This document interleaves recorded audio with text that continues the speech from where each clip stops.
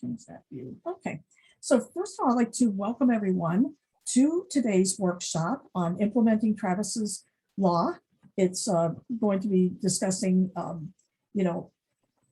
best practices in mental health crisis response. And we are extremely lucky today to have a fantastic panel of speakers. We've got some really, great expertise coming to the table today. And I hope you all will enjoy the panel and be able to ask all the great questions you want to ask and get all the information that you need so that you are successful in your own area for implementing Travis's law. My name is Michelle Gross, and I'm the president of Communities United Against Police Brutality, and we welcome you. And we're going to start by having Reverend Daniel Wolpert give us a nice welcome. Dan is a mental health practitioner for over 35 years. He is the executive director of the Minnesota Institute of Contemplation and Healing. He has a master's of arts as well as a master's in divinity. So Reverend Dan, if you could take us away. Great. Well, thank you, Michelle, and also want to extend my welcome to everybody on behalf of CUAPB. And yes, we've got a great group of folks here today to share their expertise, and very excited that we're doing this for a second time, that there's so much interest in this. And just feel very proud of the work that CUAPB, the mental health working group, that we've been able to do over the last several years, particularly most recently in shifting a fair amount of dollar resources towards mental health 911 response. And that's still getting up and running, but we're very excited about that. And just very excited also about the way that this is happening more and more across the country. As Michelle mentioned, I've been doing mental health work for a long time. And I've been a person that's been out on the streets, going to people's homes, going to various other odd places when people are having mental health crises. And I know firsthand that people have a much better response when somebody like myself, who's well-trained in doing mental health work and crisis work, shows up than when somebody who has very little training but has lots of weaponry shows up to that kind of situation. And so it's great that this work is just gaining more and more steam and recognition as a very sensible way to deal with folks that are having a very hard time and are in the midst of very difficult situations. So thank you again, welcome. And with no further ado, let's get started with our great presentations. Thank you so much, Dan. Appreciate that very much. So we are going to get started. And as new speakers come in, I will introduce each of them. But we're going to start with a short video just to kind of set the scene for things. I'm going to give me 1 second to queue up that video and get my screen shared.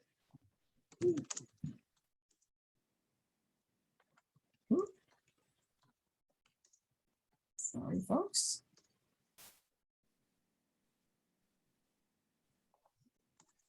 Oh, goodness gracious.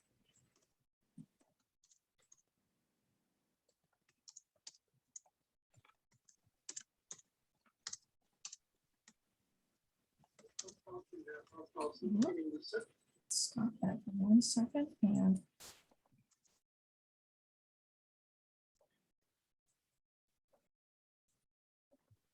sorry about this. I'll get this fixed in 1 second. I'm having a little trouble with the, for heaven's sakes, EA.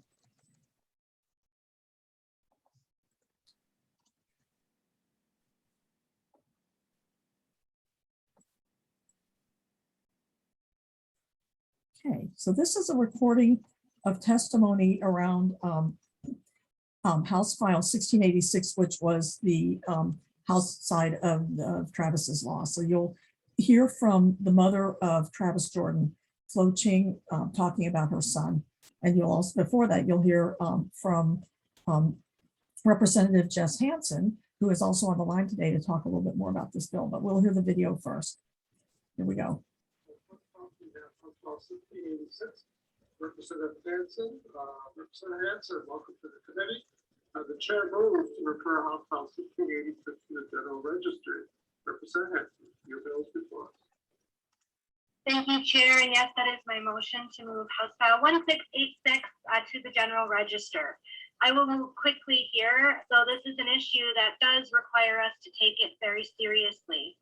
And I want to thank you for taking the time to hear Travis's law today. I'd like to take a minute to also thank Senators Abler and Hoffman for carrying our companion bill in the Senate.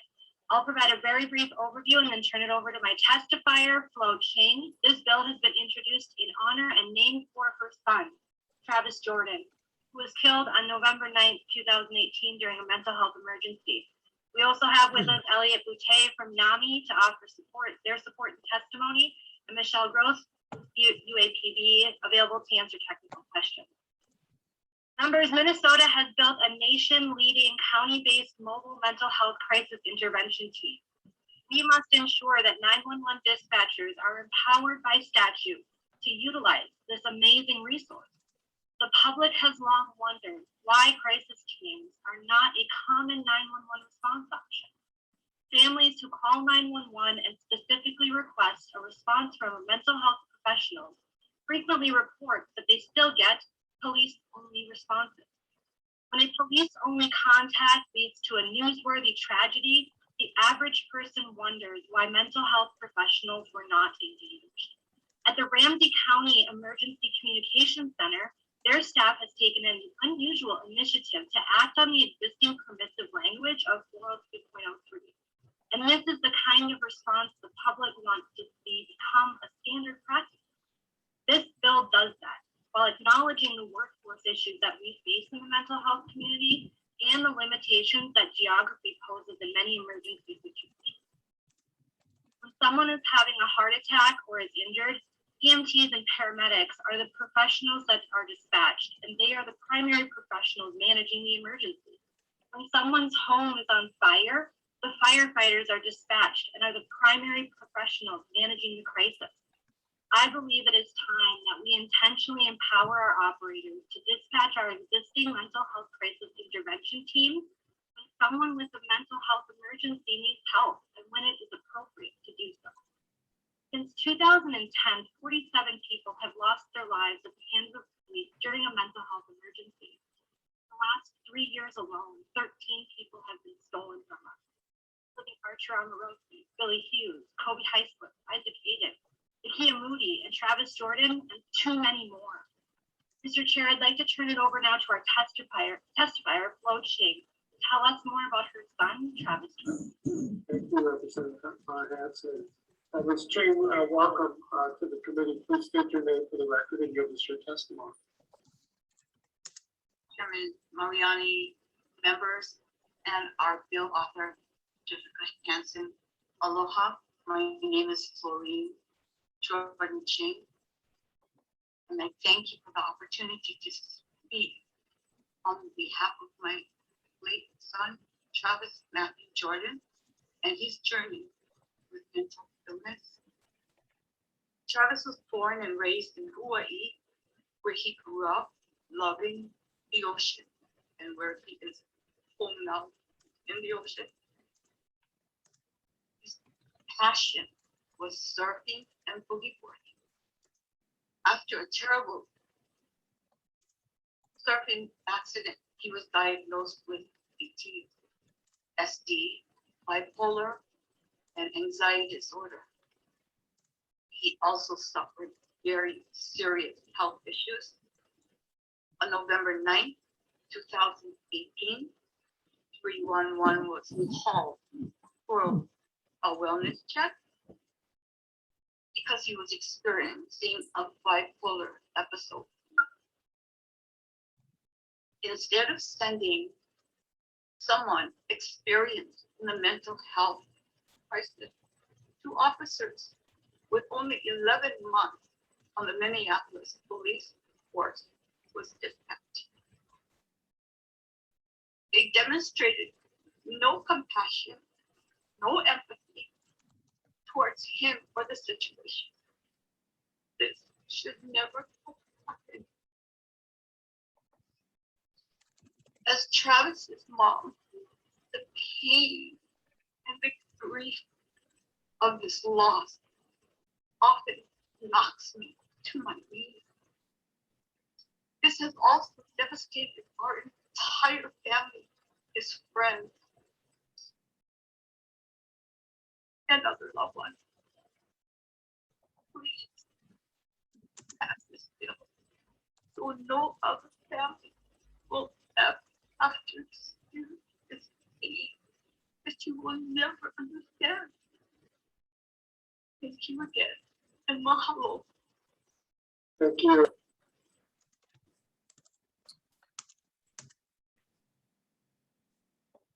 So that moving testimony was from Flo Ching, the mother of Travis Jordan.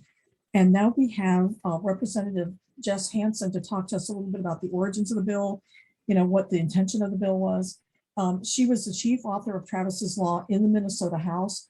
She holds a bachelor's of science in social work and a master's in advocacy and political leadership. Jess? Thank you, Michelle, and welcome everybody. I'm going to share my screen, so bear with me just a moment while I cue this.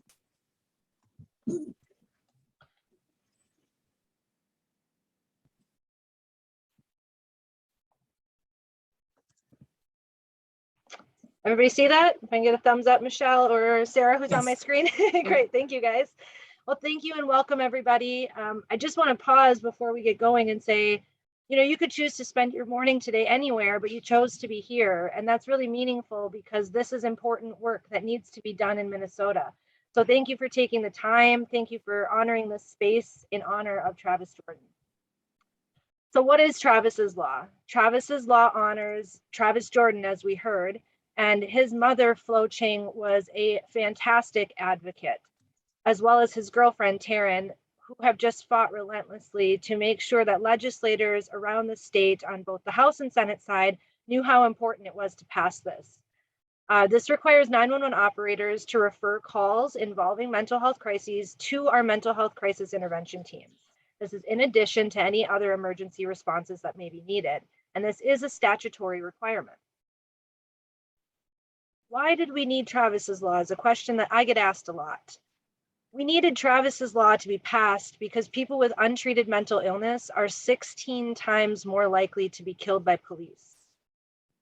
We needed Travis's Law because Black men are 2.5 times more likely to be killed by police than white men.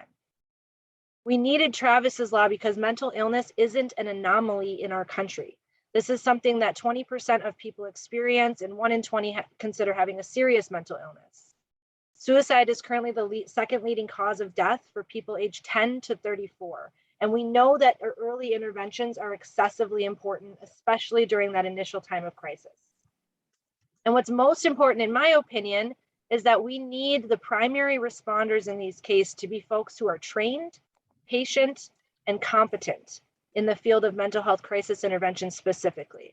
This is a specifically trained field of expertise, and there are professionals who are trained to deal with these issues more so than a mental health practitioner, say, that's doing therapy in a clinic or something like that. These are folks who have committed their lives to helping people in crisis.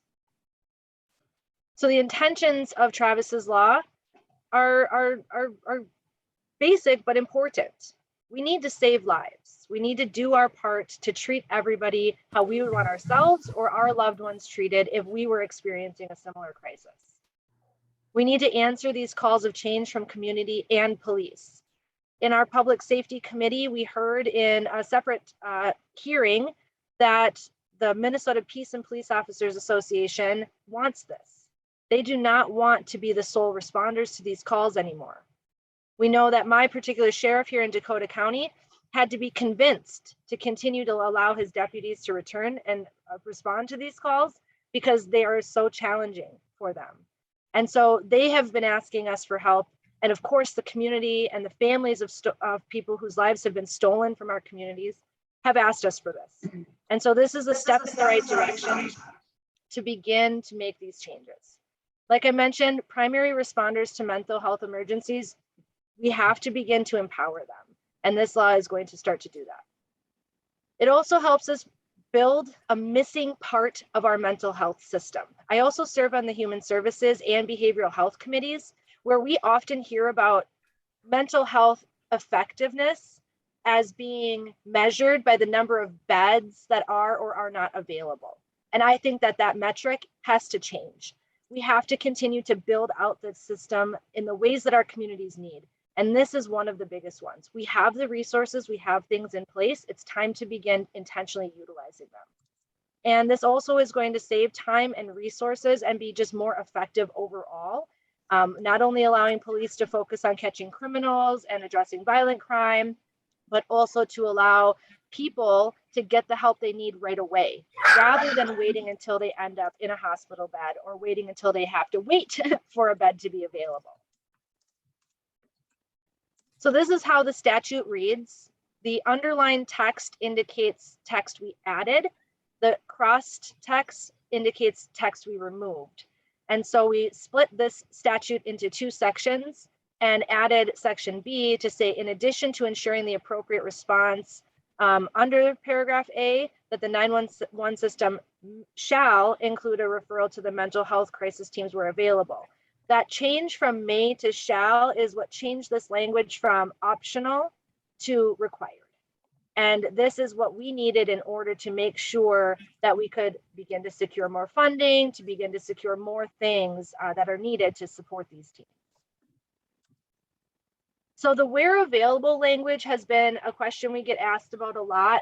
In our original draft of the bill, we had drafted this to say when appropriate, because mental health crisis teams are available throughout the state. Unfortunately, that wasn't part of the language that came through in the final omnibus bill. And so we've had to look at where does where available fit in. We know that they exist in every county, but we have some contingencies or barriers that we have to continue to address. One includes utilization. We have to make sure that these services are being used, and that requires the different agencies to coordinate, cooperate, communicate, and have very effective feedback loops with each other to talk about what's working and what's not. We also know that one of our barriers and contingencies is geography. If you're in Crow Wing County and you have to go from one side of the county as a crisis responder to the other side of the county, you simply need the time to drive between those two. And so as we talk about things like telehealth, that's great, except we know that there's limitations to its efficacy in a crisis situation, which we're going to hear more about today.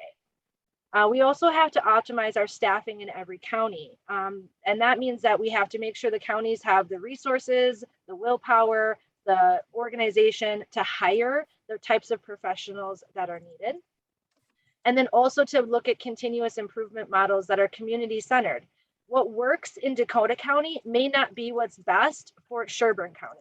And that is something we all have to stay flexible about, because this is not going to be a one size fits all approach. What one county does may not be the best for the other. And so continuing to just improve that as that community need arises. Another barrier and contingency is our staffing and workforce.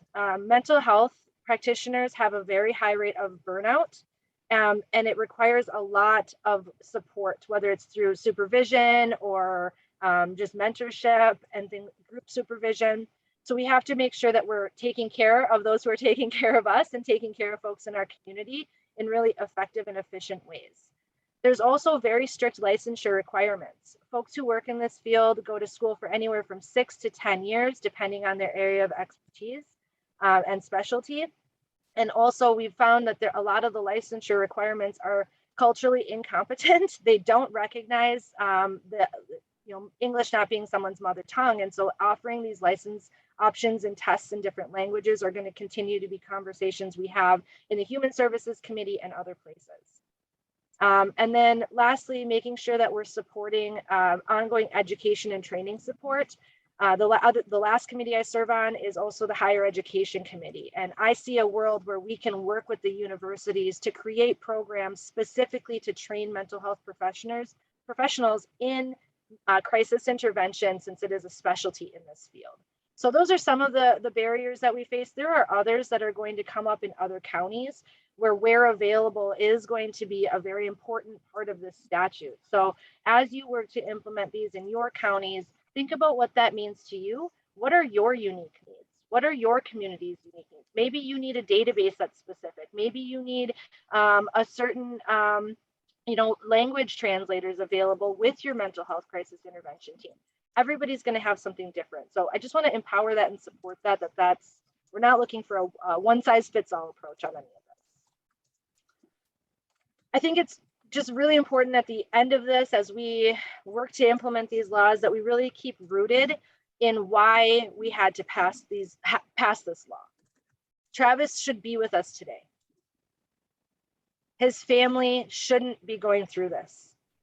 We have too many families in our state that have had to cope with the loss of a stolen life, and we do not support them in the ways that they need right now. So in addition to addressing that, we need to take an upstream approach and make sure we are not stealing any more people and cutting their lives short. Travis's story, there's a QR code here you can scan to learn just a little bit more about him and hear more from his mom, Flo Ching. And this concept of never turn your back on the wave is what I would like you to leave here with today, that we have a lot coming at us. It feels impossible to address this, but I know that together we are going to make the best mental health crisis intervention system that the state and the country have seen. We have what it takes to build this. There are the right people at the table, the right people on this panel to all work together to do this. So please take a moment to save this QR code, set it aside, and just keep Travis at the front of your mind and extend the peace and healing that his family needs as they continue to grieve his loss. So thank you, everybody, and I will turn it back to Michelle. Perfect. Thank you so much, Representative Hansen, for your work on this, not just being the chief author in the House, but continuing your efforts, ongoing. We know that NAMI was able to secure about $15 million to help to fund the initial work that needs to happen to implement Travis's law. But we know that there's going to be ongoing needs, and we appreciate that you are the person that can make those things happen. And so we really deeply appreciate you.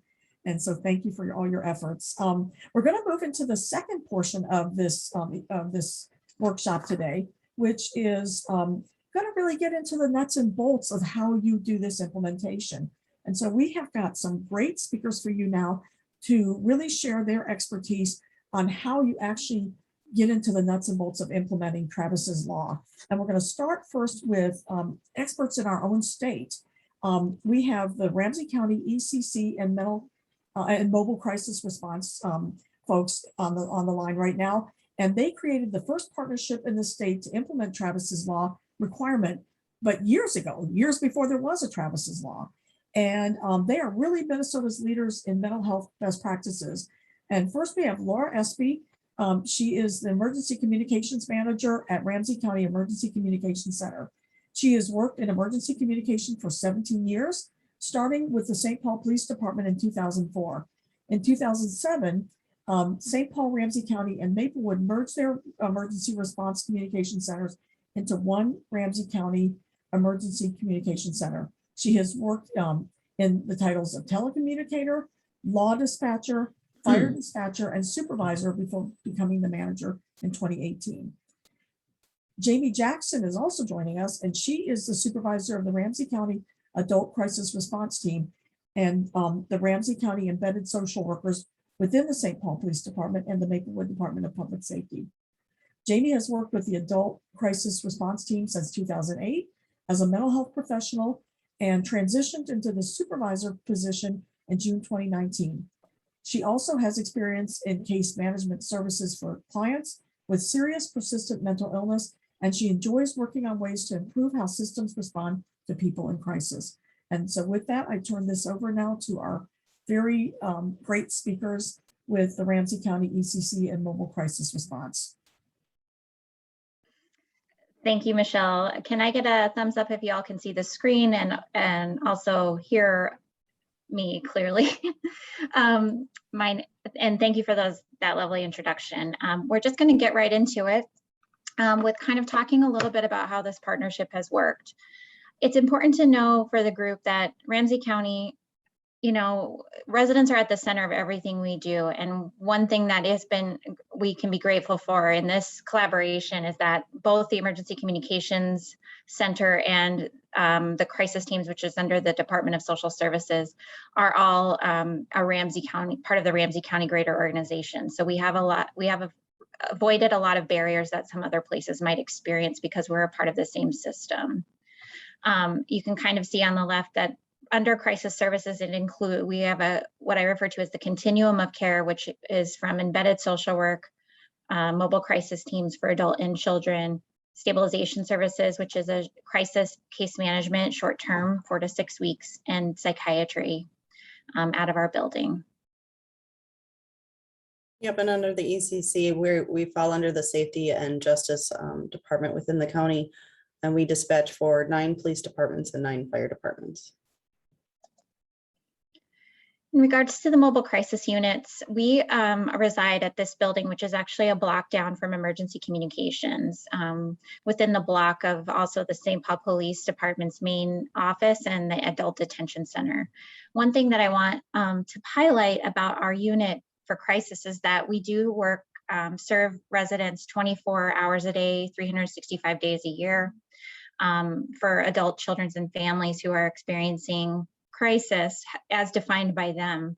In addition to face-to-face assessments, we also provide a face-to-face walk-in services at this building site, but also we answer the 24-hour crisis phone lines. And while emergency communications transfers has been a large part of that since 2016, the mobile crisis teams as an independent phone line answer thousands of calls of people needing crisis and mental health support. The newest programs is the embedded social work programs. And one of the benefits is we're all multidisciplinary. So we come to the work from a variety of perspectives and backgrounds. It can be very helpful in kind of meeting the needs of community who have a variety of needs and backgrounds themselves. So generally, I like to refer to our embedded social work programs, which are within police departments and public safety, as an extended arm of the mobile crisis team. So we do a lot of the same work on trying to provide consistent care to individuals in our county. And the Ramsey County Emergency Communication Center, we are the largest dispatch center in the state, 24/7, 365. We service for 14 suburban communities, including St. Paul as our largest.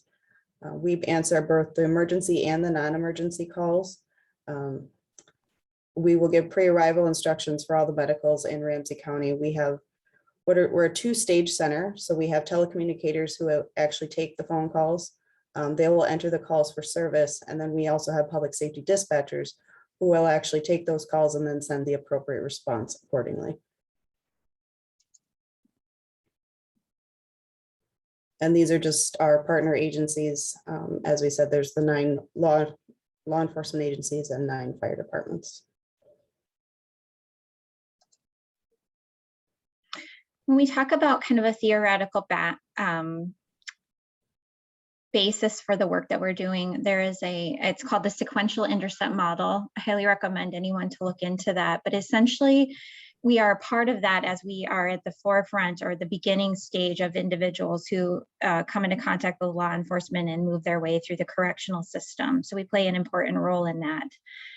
That we, with emergency communications and crisis lines, they're important because the sequential intercept model is, and I'm reading this not well, so I apologize, but essentially what they're evidence-based studies to indicate that if there is interaction or intervention with people with mental health or chemical abuse or substance use disorders at any point in the sequential intercept model, that we will greatly reduce recidivism and people going further through the correctional system.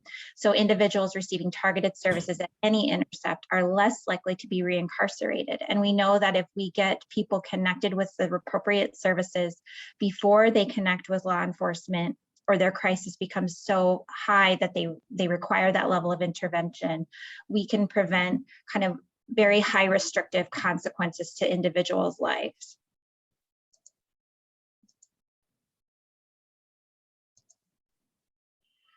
I want to also highlight that community first response to mental health crisis is a collaborative effort, and it goes from, individuals within the community themselves, families, all sorts of other what we refer to as upstream services, trying to assist people. But in terms of the crisis continuum of care, these collaboration programs become very important, and these are the ncsl.org website is also very helpful to review. But one of the things that Ramsey has developed is sort of these collaboration programs. And the 402 building is a model of this, as certainly we're able to grow. But if you can see how we started with crisis intervention training of police officers, building onto that with co-response team or more partnerships between actual social workers and law enforcement or public safety, really supporting and building our mobile crisis teams to include services to children and adults, and sometimes collaboration between those programs to serve families as a whole.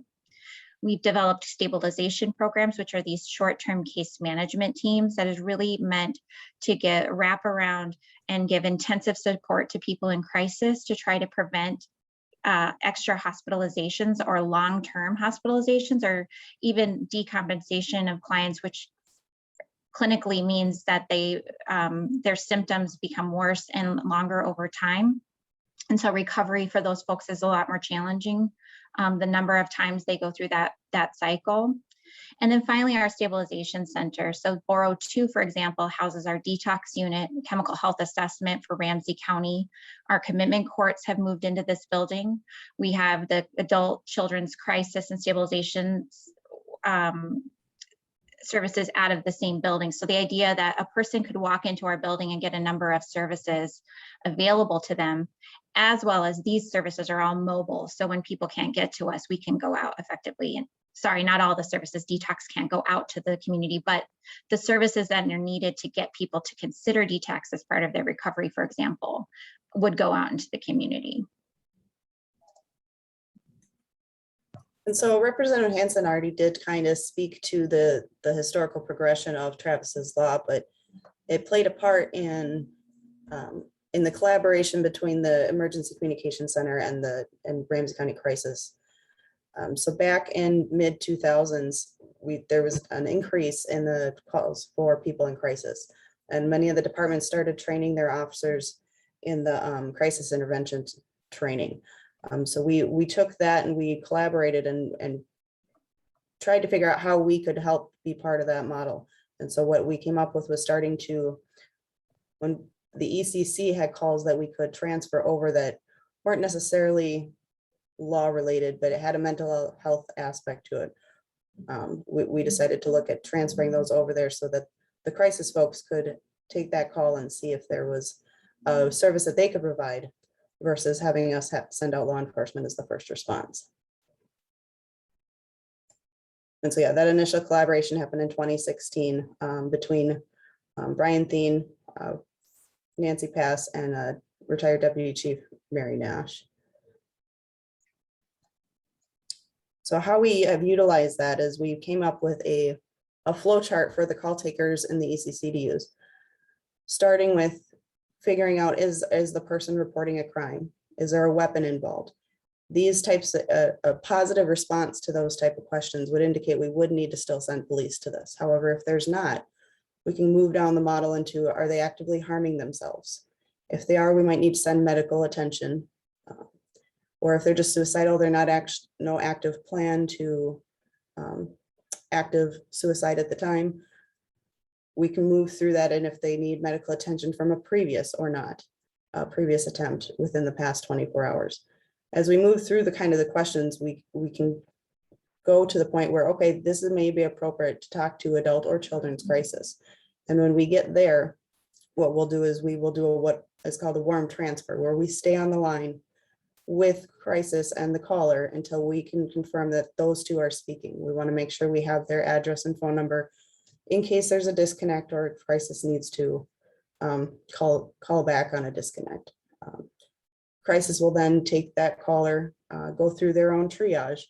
And then if they deem that there's a safety need that we would need to respond, or if they're unable to respond at the time for whatever reason, they can send that call back to us, in which we can send out police or medical response based on the information that they're receiving and that we've received.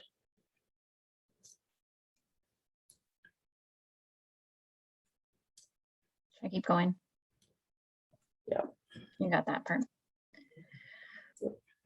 So some of the examples of transferable calls look like this currently. And the interesting thing about what we're experiencing, as you can see from the previous slides where we had kind of a dramatic increase from 2019 to 2020 and 2021, is that a lot of we're building relationships between our teams, which we had to revisit and to kind of say, what's going on? Why aren't we getting transfers? What do we need to do better interpersonally between our departments, but then also to say there's been a lot of changing dynamics in the community. And so we're getting a lot more calls with varying different situations. But these are some examples that transferable calls look like. And some of the ones that I think are really relevant to the group to think about is people who are expressing, especially when dealing with adolescents and children, and we really did make a push to get those calls because a lot of times families are calling 911 for support because they're frustrated with behaviors. And sometimes because children aren't fully developed, obviously, some of their mental health symptoms turn or look behavioral. And so our job is to really work with that family and try to figure out, is this a mental health issue? How can we alleviate some frustrations? We don't want to use police as punitive parents in these, the dynamics aren't going to improve for the family if we kind of go down that road. So we have been working on that with our families. A lot of times people call 911 because we've been conditioned to do that since very young, and they don't know where to call for resources. Or, you know, some people don't, it matters to people that a human being answers the phone. So if they know they'll get an actual human being, that connection really matters. And so sometimes it's just secondary reporters asking for resources. They don't know where to get their children into substance use treatment. They don't know that what their person is experiencing, it might be they're speaking and acting in unusual ways and they just don't understand what's going on. It's about connecting those people and providing a listening ear to, you know, share back and forth about what could potentially go wrong and what can you do about it. So we get a lot of those calls from dispatch, and they're, you know, it does play into how we triage and also what we do about those calls and how we respond. So who responds when a person is in crisis? At this point, our work is, it depends on where the call is received and where the client actually is. So we're trying to figure out, are they physically in the boundaries of Ramsey County? They're our responsibility as a mobile crisis team if their foot's on our soil. They might live in another county. They might, you know, it's hard to know sometimes, but a lot of times secondary reporters don't maybe know where the people are. They just know that they're in crisis. So that's really helpful for us to figure out. It might be, again, based on what Laura described about the triage model, if the call comes into 911 and they're reporting a crime or something else, it's going to go through that system first. We have identified a number of ways that we can wrap around and return to a call that is responded to by police with social workers, but that's after the fact. So we are working on those sorts of workarounds to try to get people connected, even if the call initially goes through 911. But what people need to know, what we're looking at is risk factors today. What's going on today? And is the possibility of intervention voluntary or is it involuntary? Is the person able to engage in treatment willingly, or are they not able to engage in treatment, any sort of treatment option, whatever that looks like, willingly? And as Laura articulated, and we do hold fast to this, but when there is an immediate threat or act of harm in progress, police or medics are the responding parties.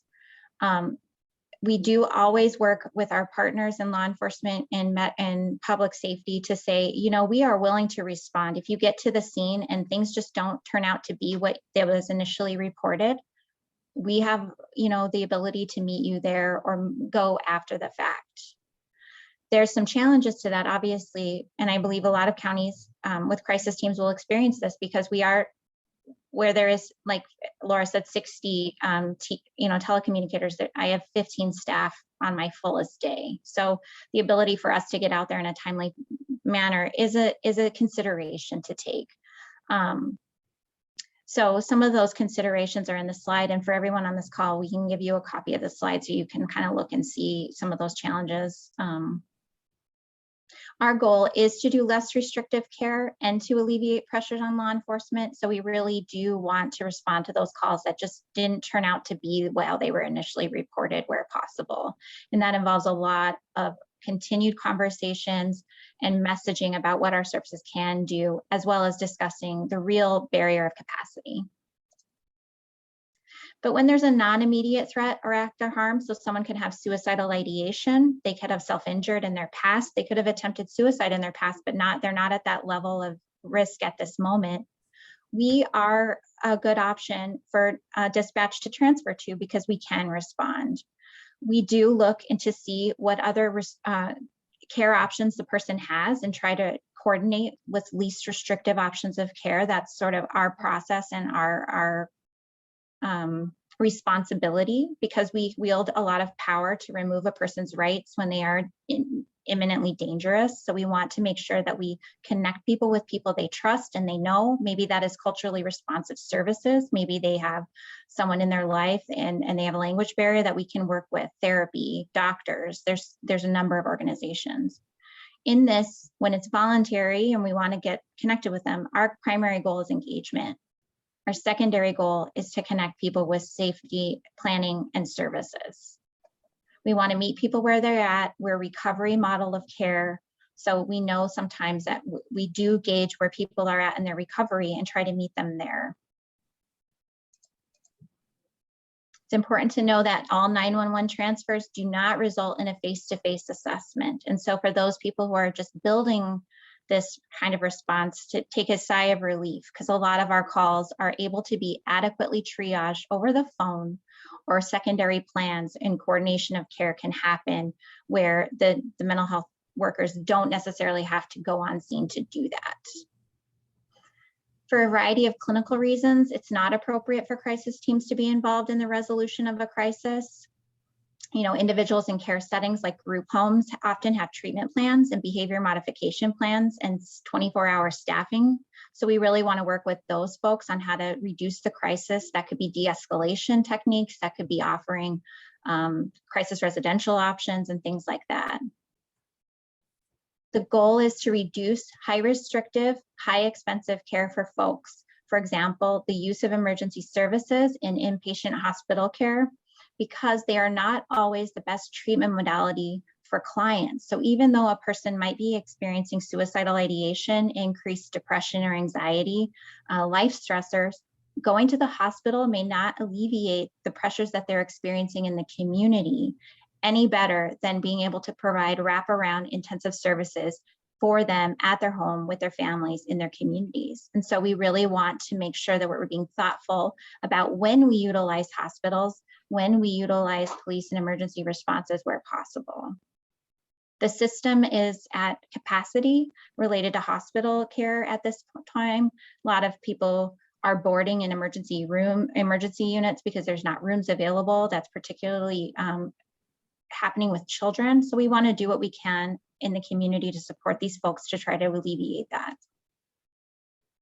This is an example of our assessments. People need to understand that they do take time as well.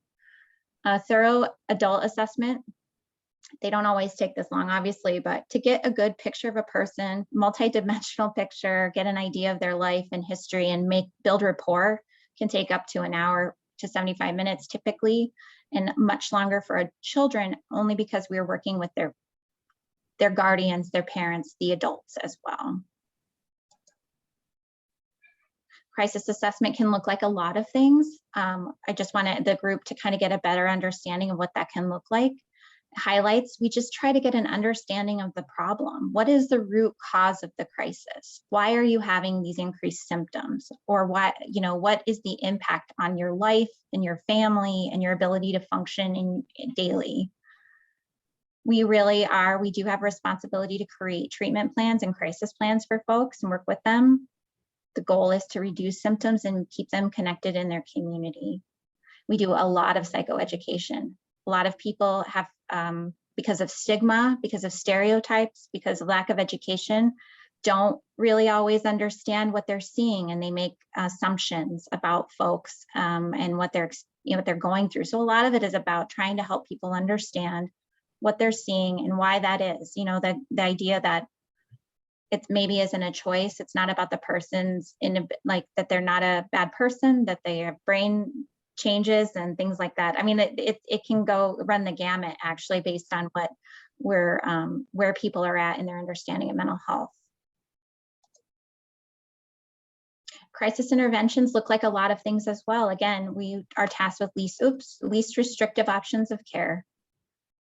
It's important for people to know, and I say this to this group, but we operate independently from child protection and adult protection services. We are mandated reporters. Therefore, in addition to our mobile crisis and mental health assessment, we would make those referrals as appropriate. But what we want to communicate effectively to the community is that if you have a child in crisis, it does not mean that we will make a referral to child protection. We are not in the business of taking people away from their homes or placement for kids specifically. We are there to try to help people reduce and stay together. Michelle, I'm sorry, I'm not sure where we're at on time, so I want to be respectful of that. So you might have to give me a heads up. When we're out there with folks and they're voluntary, they want help, they want to connect, we just give them a menu of options of care and empower them to choose. Empowerment is key to our work. It's key to forming a relationship and trying to divert them into calling crisis in the future if they go into a crisis versus 911. If clients refuse care, say their parent or a neighbor calls and they're like, no, I'm okay, or I don't need this help, I'm going to work with my therapist. It doesn't mean that we won't encounter them again or try again. Our goal is we serve people where they're at when they have the crisis. And so a lot of times we try multiple times to get people to engage in any kind of meaningful treatment. So Jamie, let's give you about another 2 more minutes. Is that going to give you what you need, or? Well, we'll hustle. Involuntary clients, there's statutes that govern what we do in terms of getting people safely to the hospital when they don't want to go. That does involve us working with police and medic services. These are some of the times when we would request support from fire or police usually, but also maybe medic services. Highlights are if we don't have capacity to respond and we cannot determine if the situation can maintain safety until we get there. And then there's always the question of, do we have the right to enter a person's domain? We use our law enforcement partners to really understand the law, and their job is to protect the individual's right to us inserting ourselves. And so it requires a lot of collaboration. And so just to highlight real quick, a couple of the challenges or considerations as you build a program is there's going to be a lot of gray areas that not every situation can fit into one specific thing in the flow chart. There's going to be decisions that have to be made. It may need to be, you start with one and then go to the other, as Jamie kind of said, if something changes. Another thing to think about is it's a big mindset change for all involved, the responders, the call takers, crisis workers, in terms of they've done this job for so long in this way of this is the model that I can send, this is my ability, to then have this, okay, no, I can transfer this or someone else can go. So just being mindful of that, providing support and training to the employees in that front. And then finally, the capacity front. Dispatch centers can dispatch anyone to anywhere, but they need to have the resources on the other end to be able to respond. So make sure you're putting focus to the social services aspect and putting the resources there and training the dispatchers in what they can and cannot send over. In terms of successes, we've definitely gained a better communication across departments and systems just within Ramsey County and how we have changed through that. They're providing community assessments on the transfer calls that didn't used to happen on those types of things. We're just getting better at providing the more appropriate services to the residents of Ramsey County.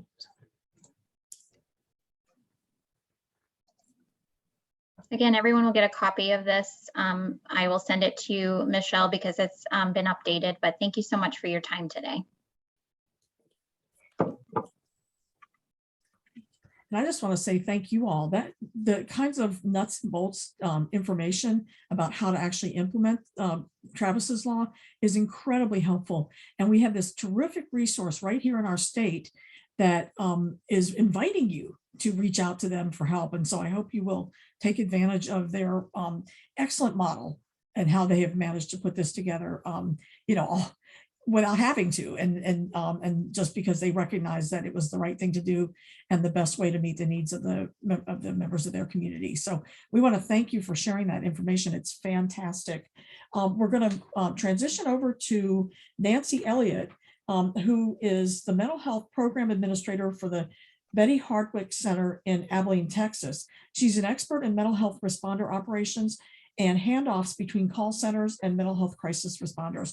So we're going to ask her to take over now and talk about how they're doing things in Abilene, Texas. We thought that, given that different communities have different sizes and different needs, we would have the availability of a few different models based on size and capacity in different areas. And so Nancy, take it away.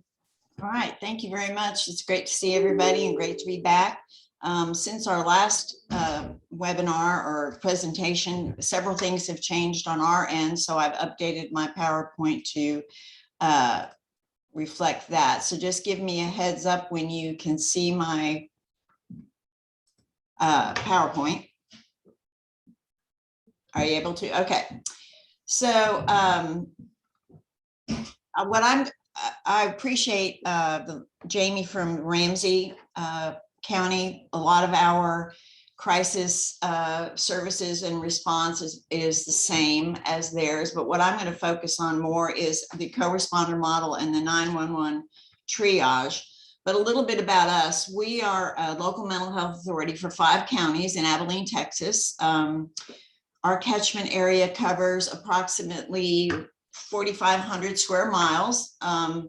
Has a population of about 180,000, and we're in rural West Texas. So it's about 2.5 hours to the left of DFW, if you're familiar with where Dallas-Fort Worth is. Our center serves approximately 1,650 adults and 300 children and adolescents in mental health services, about 690 persons in our IDD services, and about 170 children in our early childhood intervention services. And we have about 200 staff. About 2 years ago, really in 2018, the Meadows Mental Health Institute utilized the sequential intercept method, which was referred to before, and conducted a smart justice needs assessment. And it included several community partners to look at the gaps in the behavioral health and criminal justice system within the city of Abilene and Taylor County. And as a result of this, a behavioral advisory team was formed, and they were working on solutions to address these gaps. At that time, about 37% of our population in Taylor County Jail was diagnosed with mental health issues. And so we decided that we would look at Taylor County, and we formed this committee, which was co-chaired by the Abilene Police Chief and the Taylor County Deputy Sheriff. And they still meet and they still review all the protocol. But one recommendation that came out of this team was our community response team. Our CRT1 was formed, and then the Meadows Foundation and the Justice Reinvestment Initiative helped fund CRT2. And I might add that we are the third city in the nation of our size that has 2 co-responder teams. We have 2 community response teams. We have our mobile crisis outreach team, and then we have a rural behavioral response team to start in November.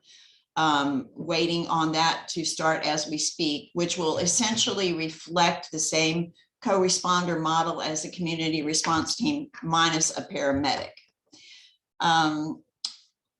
In our community response team, we respond to crisis within the city limits of Abilene. Abilene is the biggest city within our catchment area. It consists of an Abilene police officer, a mobile crisis outreach team member, and an Abilene Fire Department paramedic. Team 2 has a civilian fire department paramedic. So one is a firefighter, one is not.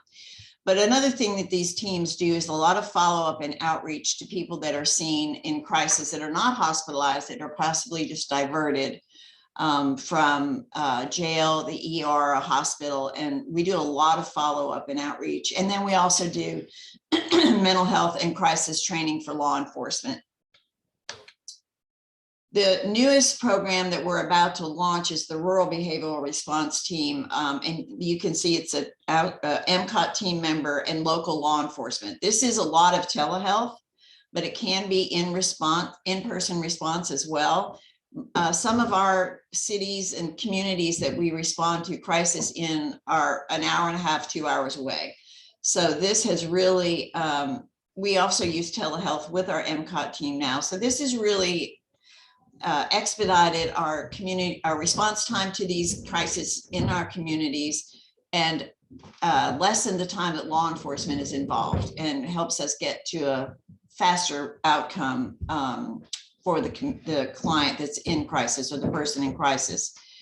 But another big part of this team is going to be the follow-up and the outreach, the mental health and the crisis training for law enforcement, and jail diversion and diversion from the ERs.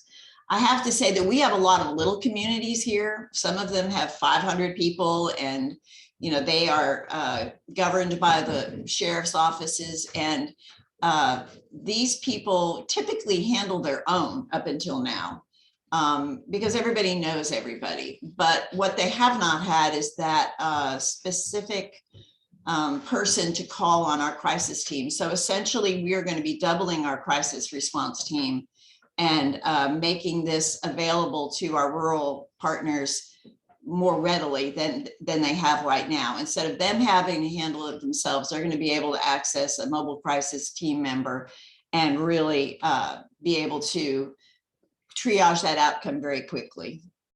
Our community response team 1 was formed in June 2019. Our team 2 was formed in December of 2020. You can see the hours for each team. They overlap during the week, primarily on the weekends. If Abilene Police encounter someone that needs a community response follow-up, we're all notified on Monday morning, and our teams follow up with those folks encountered over the weekend. This is a joint collaborative effort. Abilene PD, they pay their people, Abilene Fire pays their people, and we pay our people, and they're all subject to each individual policies and holiday schedules, so that gets a little tricky. But it is jointly supervised by the 3 departments, and we meet pretty often, and we discuss policy and procedure and any barriers that are coming up in regards to response or anything like that. We're very collaborative about that.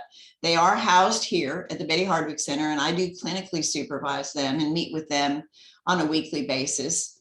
And then we have quarterly meetings with community stakeholders as well.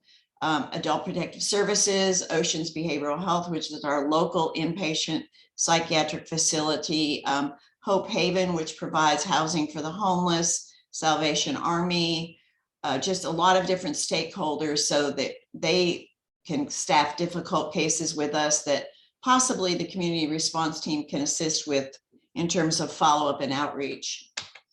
And again, as I said, the Rural Behavioral Response Team will provide rapid access to our rural law enforcement via designated MCOT staff with electronic assessment capability. Here are some statistics. In our first total calls for the times that our community response teams have been in field, we've fielded almost 5,000 calls, and we've diverted 411 people from the ER and 104 people from jail. I think my personal opinion is we are too narrow on our jail diversion definition, so we're looking at that. I think sometimes when people call 911, there's always the possibility of them going to jail. And so right now we're looking at revisiting our definition of that, because I think if we were really looking at true jail diversion, it would be a lot more than that. So let's talk a little bit about 911. When our community response team now is contacted. They are contacted through 911. In other words, a call comes into 911. It's identified as a mental health call, and they contact our community response team. I'm going to call it the CRT team because that's easier to say. We get call sheets every morning of anyone that may have been contacted overnight, and those are self-dispatched. CRT can go out and see these people and follow up with them. PD might get a call and be on the scene with somebody that they figure out is a mental health person. And then PD can contact CRT directly, and then they can be on the scene to take over and let law enforcement go fight crime. And then we also can access our community response team through our MCOT hotline. If our MCOT workers get on the scene and they need a little bit more presence in terms of possibly law enforcement securing the scene. I think it's really, really important to know that we've been doing this a while, and we've had to revisit back sometimes about this not being law enforcement based. Police tend to do things police way, and sometimes we don't want this to be a law enforcement team. This is a mental health team. Our mental health person that is on this team, these teams, is the decision maker.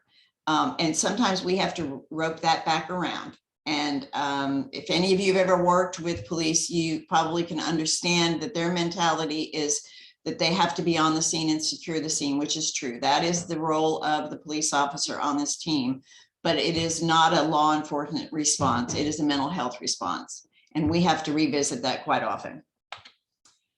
This is just our little policy of how we put it into our policy about 911 and handing off these calls.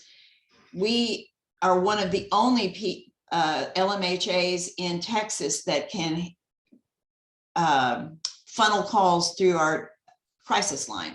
So in other words, if I call the crisis line and I'm not in imminent danger of any kind of medical injury, or I don't have any guns on the scene, or I don't have a gun to my head, or have not hurt myself to the point I need to go to the emergency room, that's considered a soft call.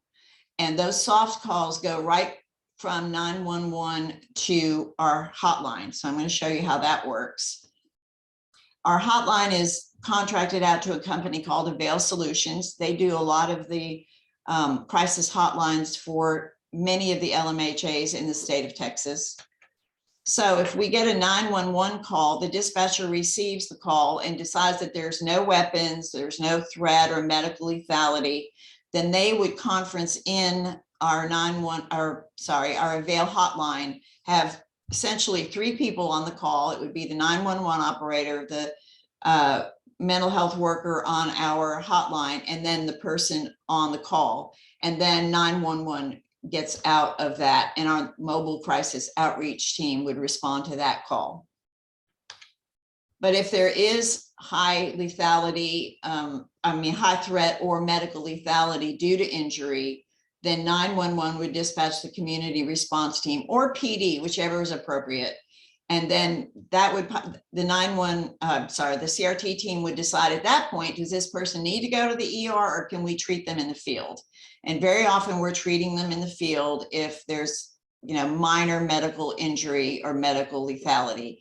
And then the community response team would assess for crisis and divert from the jail or ER, do a safety plan, put them into our crisis respite facility, or if they need to go to an inpatient facility for a higher level evaluation, they would complete the emergency detention order.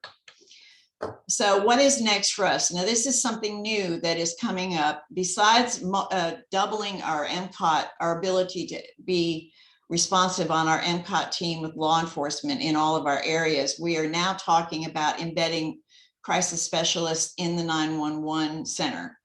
So in other words, if someone calls into 911 with a mental health emergency, a specially trained person would be responding to that. And as I think it was Ramsey County said, a lot of those calls are can be triaged and de-escalated and resolved over the phone, don't necessarily require an in-person or electronic response. Right now, pretty much everybody is getting that because we don't have that person in the 911 dispatch to divert those calls.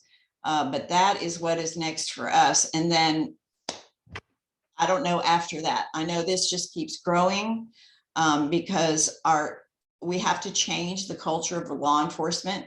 We have to change the mentality in the response. And so I'll just keep you updated and let you know how this next rural team works, because it's going to make a difference for our very, very small communities that haven't had the opportunity to have that service yet.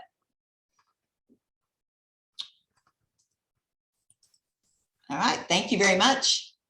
Thank you so much, Nancy. And I love that you're, talking about what's going on in the smaller communities, because we have a number of people on this at this workshop who do operate in small communities, and that's really an important way. It's not one size fits all, and how do we make this happen everywhere? So thank you so much for your presentation and your information. And we're now going to bring up Sarah Abbott. Dr. Sarah Abbott is, she's got a PhD, and she's also a licensed social worker. She's the director of the Center for Crisis Response and Behavioral Health.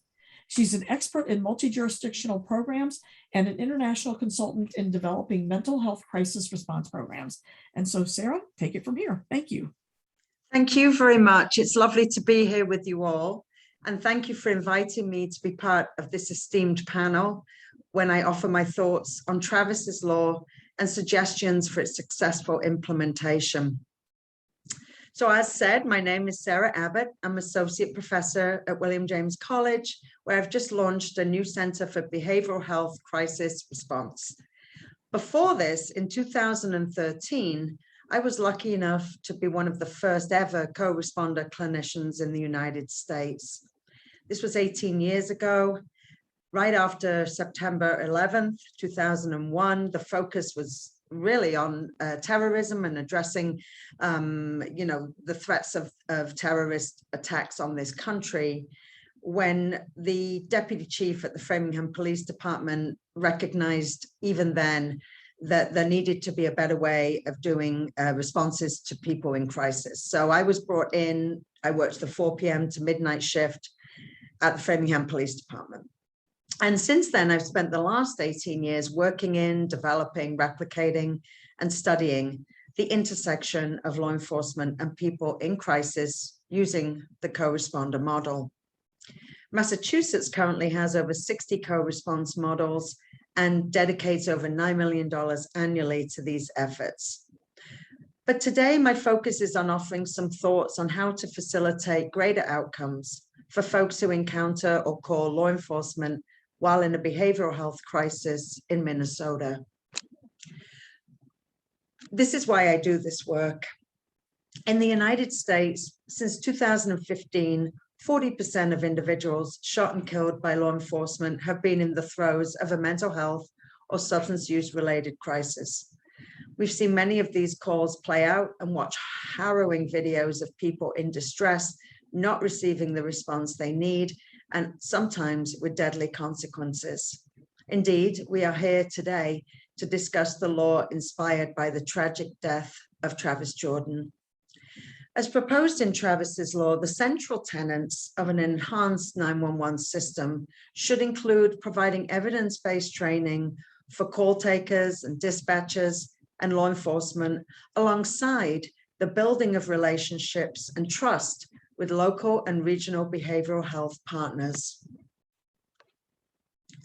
When implemented successfully, partnerships between law enforcement and behavioral health can effect change, can divert from arrest and unnecessary trips to the hospital. But to do this well, 911 call center scripts must be updated with an updating of dispatcher codes and protocols, while simultaneously strengthening relationships with mobile crisis teams and community-based providers. The benefit of this approach, as we've heard from our previous speakers, departments have greater access to clinical resources from the initial call forward. Dispatch centers, whether law enforcement specific or regional public safety, represent the heart of the patrol division, and these frontline call takers answer the phone every time that it rings. Call types range from a car accident to a murder in progress and everything in between. And triaging calls effectively and appropriately is the primary responsibility of these call takers. Some of the most challenging calls involve individuals in a behavioral health crisis. These include mothers who have found their adult child post-overdose, people threatening to jump off bridges, and individuals reporting feeling unsafe and need of support. In many jurisdictions across the country, these calls currently receive a law enforcement only response. There is much work to be done to build relationships that will translate into more appropriate, safe, and effective responses for people in crisis. And Travis's law provides the foundation for this to begin in Minnesota.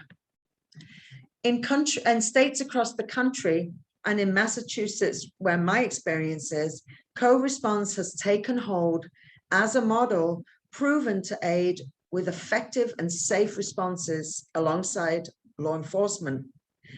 Co-response is a genuinely collaborative model and pairs law enforcement and specially trained clinicians to respond to calls in real time across a jurisdiction. In fact, during my tenure overseeing co-responder programs, my team responded to over 24,000 calls alongside law enforcement. It's important to note that co-response originated with law enforcement and was not mandated. And these programs, as you heard today, have been developed in close partnership with behavioral health entities, which I believe has contributed to their significant and substantial successes. The benefits of co-response are numerous and are well documented in the literature. Some of these include reduction in the use of force, reduction in arrests, reduction in unnecessary transports to emergency departments, and a more humane and supportive response to people at their worst. During my tenure, I developed regional programs which demonstrate that we can share resources across adjacent and contiguous communities, like you've heard from today. These programs directly respond to law enforcement concerns that they were too small to have their own program. And we use a mutual aid type agreement across law enforcement agencies, which they are very familiar with. So the value of responding together vis-a-vis co-response is that the clinician is immediately on scene to assist with the initial de-escalation, assessment, treatment recommendations, and follow-up care when needed. After all, we know that officer-involved shootings typically occur within the first couple of minutes of police arrival on scene. Additional community-based models operating across the country and in Minnesota include non-police crisis response teams known as mobile mental health teams and homeless outreach teams, substance abuse teams, post-opiate response teams, and these are all important and necessary services which deserve bolstering and our fiscal support as part of a comprehensive strategy. As mentioned, there are a few ways to implement collaborations between law enforcement and behavioral health on behalf of the people that we seek to serve. My experience has taught me that relationships and true collaborations between these systems is possible, and when done correctly, as we've heard today, can lead to optimal outcomes like less arrests, reduced use of force, satisfaction with the call from the people receiving the service, no more trips to the emergency department when unnecessary, better care for individuals served, and moving the needle on police attitudes, behavior, and department culture. That said, these relationships are not built overnight and require careful facilitation and trust. And that takes time and persistence and continuous effort. We also have to understand better what types of calls are deemed behavioral health calls, as mentioned here. 911 calls across a broad spectrum, and the call as it comes in is often very different than what officers encounter once on scene. Utilization of data and data-driven strategies are critical to the success and implementation of Travis's law, and when establishing partnerships and preparing police for new roles and new ways of doing business. It will be critical that co-responders and mobile crisis teams have the skills to stabilize the scene, de-escalate the individual, and when appropriate, wait for an additional resource to arrive. For this, we have to prepare and train folks so they are better equipped and ready to respond to the most vulnerable among us. Part of my current work is developing courses, workshops, and curriculum that prepare both law enforcement and behavioral health clinicians to respond effectively and safely, whether together, apart, or separately altogether. That said, the behavioral health response has to come quickly and has to be sufficient to assess the needs of the individual relatively quickly and safely. As we have seen during this pandemic, the use of telehealth has been vital to maintaining communications and connections between people and their treatment providers, indeed between people and their families, friends, schools, and workplaces. We have become adept and adjusted to virtual methods of treatment. And there is a place for these initiatives. And I'm encouraged that government is continuing to reimburse virtual treatment for outpatient therapy and psychiatry services. iPads, however, will never be a replacement for a co-responder or mobile team clinician, given the acuity of law enforcement calls and the likelihood of gaining buy-in to the person, to talk to someone on an iPad. These interventions can certainly be helpful in lieu of on-scene clinical support, like we've heard today, particularly for rural communities, where clinicians may be 2 hours away. But it's important to know it cannot be seen as a replacement or substitute for live clinical help. I have now described a number of ways in which law enforcement and behavioral health partners can work together to improve outcomes for individuals in crisis. I want to underscore any efforts to decouple law enforcement from behavioral health calls must improve the provision of a robust response from a 24/7 readily available crisis team. And finally, much of the decision-making at the county level regarding the implementation of Travis's law must be data-driven and should consider criminal justice and healthcare cost savings, which are facilitated by co-response and arrest diversion efforts nationally. Thank you for giving me the opportunity to share my remarks. I'm looking forward to our Q&A section and taking any questions from the audience. Thank you. Thank you so much, Sarah. This is terrific information. You touched on tracking responses, the need to change mental health coding, or mental health, the call coding and so forth. And I want to invite the other panel members, if you have anything that you'd like to add about that whole question of sort of tracking results and how we code these calls and how we engage in data-driven collaboration. If any other panel members would like to address that point. And don't be shy, you folks.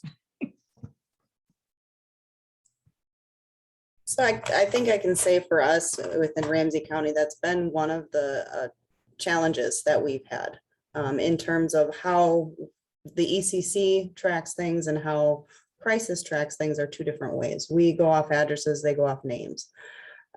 Trying to connect the two, whereas when we do transfer someone over, if it comes back, that's one of the difficulties we've found in trying to match up the data. And so what we do have right now is very limited, but we're hopeful and trying to work through different ways we can do it. Like when we transfer it over, we'll clear our call out as mental health as a signal that we transferred. But again, if it comes back, it's going to go in as a police call or a medical call. That's not going to then be necessarily attached, especially if it's a different call taker who takes that call the second time, not realizing there might have already been one. Because if they may have one that they get called directly into them that doesn't come to us, that we wouldn't have tracked in the first place. So it can be very difficult. So that's definitely it sounds like a challenge and something that, as systems begin to put into place their, their collaborations, it's something that, has to be directly addressed, is what I think I hear you say. And some ongoing efforts to address it. So what we're going to do now is basically open up the lines for folks to unmute themselves or to go into the chat and begin to ask your questions, because we know we have questions about funding. We're going to have questions about all kinds of aspects of this. And when we did this workshop once before, that was quite the lively exchange. And so I invite you to bring forward your questions and your sharing of information, because we're going to make this successful by people talking to each other, getting information from each other, learning from each other, and getting into the tough questions. I know a big one last time was about funding. And so looking forward for folks unmuting yourselves and jumping on in with your questions. So let's open the floor. Hi, good morning. Can everybody hear me? A little bit. Can you speak up a little tiny bit more? Sure, I can try. I apologize. I'm on my phone. My name is Chinmoy Gulrajani. I'm an associate professor at the university in forensic psychiatry and president of the Minnesota Psychiatric Society. At MPS, a subgroup of psychiatrists, including myself, are looking at outcome data in crisis mental health response. And so I had a two-part question for the panel. You did mention problems collecting data. I'm curious if anybody is looking at outcomes data, and if so, what are your variables? Well, what outcomes are you actually looking at? And number two, with the introduction of the federal 988 law, which actually does incorporate some funding for crisis mental health activities and development of crisis response centers, how are you planning to integrate that? Are you going to get any funding, or do you know that you are? Thank you. Well, I can comment on the data. Our crisis response team too is, we are tracking data on that. We are tracking how many calls they respond to, how many calls could potentially have resulted in an arrest. We're tracking how many diversions we do, how many are PD assist calls. So we have a whole bunch of data that we collect. We also provide an assessment called the short form 35 to clients that we encounter, that is kind of a quality of life survey. And we do that on a 90-day follow-up with people that we see to see if things have improved. We also do the ProQual, the professional quality of life survey, with our CRT members to make sure that they are practicing good self-care. And we do that in terms of initially and then on a follow-up basis. We track, I can't really say all the data because it's a compilation of APD tracking some of their data and us tracking some of the data depending on what we're looking at. But there is a lot of data collection, and I put my email in the box, and I can certainly find out more answers to that question if you need them, if you just contact me. I appreciate that. Thank you. Other folks, feel free to jump in. You've got this great panel of experts here, and this is your golden opportunity to ask your questions. So please feel free to jump in, or else type your questions in the chat, and I'll relay those questions to our experts. Like I said, we've got a fine panel of experts here, and love to take advantage of their knowledge. the one, go ahead. You go ahead, Dr. Abbott. Yes, if I may, I just wanted to respond to the second part of the good doctor's question previously about the 988 rollout. I believe that this is going to bring money to alternative response teams, which I mentioned earlier. Some of the focus has moved from embedding social workers to, and the question of should we embed social workers with law enforcement or should we decouple this completely? I think it's one of the big questions that that people are wrestling with. I would argue there's room for all of that and then some. I know that the estimates around the number of percentage of calls law enforcement respond to is grossly underestimated. I would wage to bet that 60% of the Framingham PD calls involve someone in a behavioral health crisis. Either they've called themselves, but more likely someone else has called about them. And as we heard in the Travis Jordan death case, unfortunately, that was a well-being check.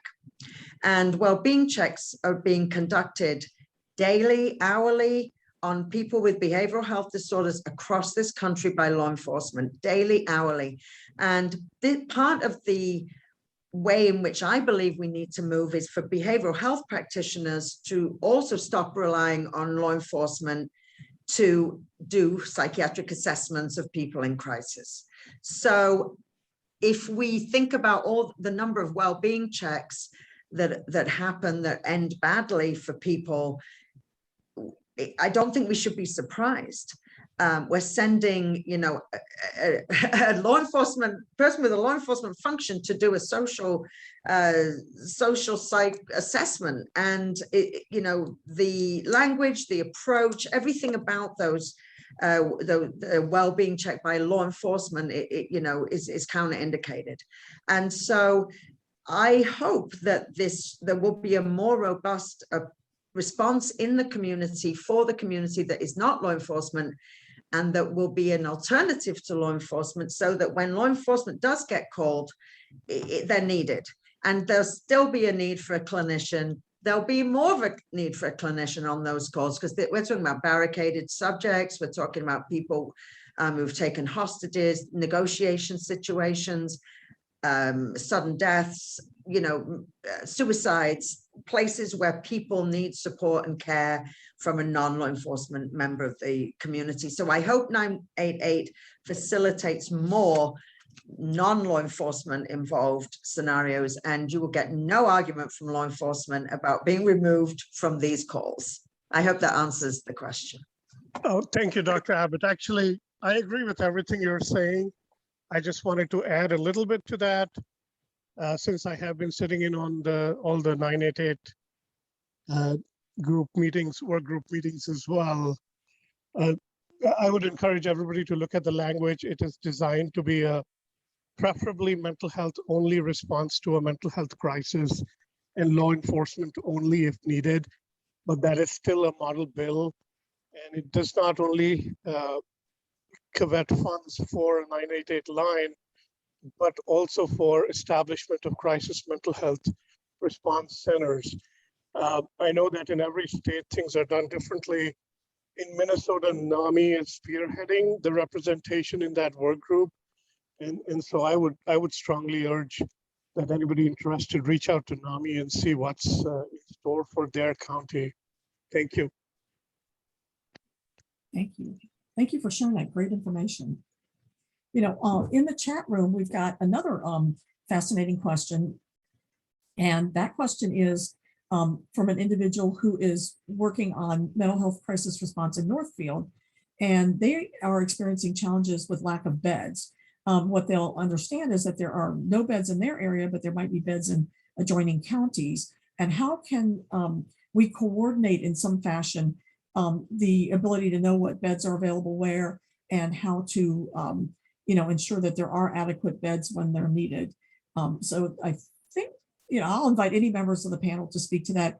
I'm wondering if Representative Hansen wants to address that. Yeah, I'd be happy to. And thank you for the question. I think the ways that we've looked at mental health in the past, like I mentioned earlier, is that we measure it by like how many beds are available, which is important when people need them. So I think in addition to talking about that, I just want to like premise it by saying, I think we do have to begin to expand how we talk about whether or not our mental health system is adequate or not. Because not everybody needs to be hospitalized, you know, but for the folks who do, we need to have those coordinated services. And so for folks who can't see the question, part of it is that there are people who are being sent out of state because there's beds available. And we've heard stories from officers who have to transport these people, say from the Twin Cities or the South Metro or even Southern Minnesota to Fargo, right? And sending these folks out of state, one, disrupts them from their families, it disrupts them from their other social connections, and really pulling them out of their communities is not the best thing, and sending them to arguably like a completely different culture, right? We know that Fargo is much different than Minneapolis.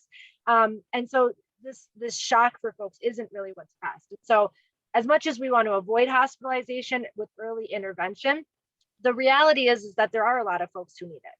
And so that coordination has to continue to happen.